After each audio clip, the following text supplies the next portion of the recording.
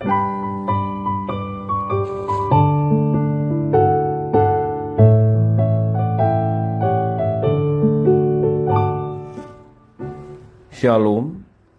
Devosi 1 Raja-Raja pasal yang ke-13 ayat yang ke-6, demikian firman Tuhan.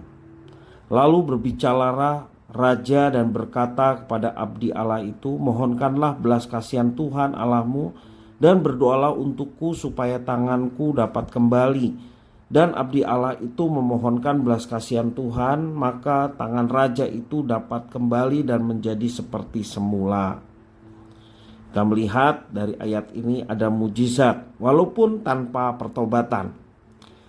Meskipun Yerobeam telah menjadi raja atas 10 suku Israel, namun Yerobeam ragu akan kesetiaan mereka jika mereka masih beribadah ke bait Allah di Yerusalem.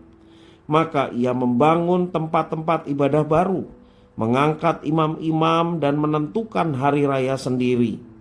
Dalam 1 Raja-Raja pasal 12 itulah yang dilakukan oleh Yerobeam.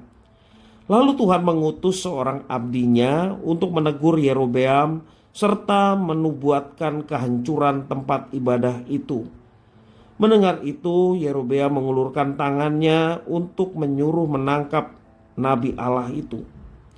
Tetapi tangannya menjadi kejang dan tidak dapat ditarik kembali. Itulah yang terjadi dari Yerobeam.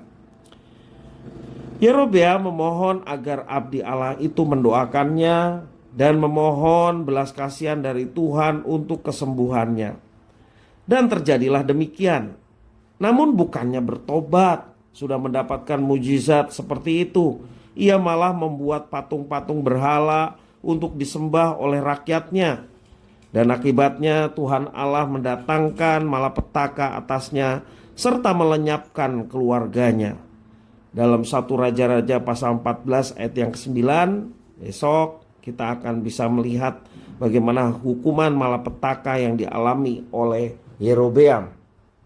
Banyak mujizat yang dilakukan oleh Allah, namun mereka yang mengalami mujizat itu tidak otomatis mengakui kehebatan dan keagungan Tuhan Allah serta mempercayainya sebagai Tuhan. Fir'aun dan para pegawainya bahkan berusaha membuat mujizat tandingan ketika Musa dan Harun menunjukkan mujizat Tuhan Allah di depan mereka.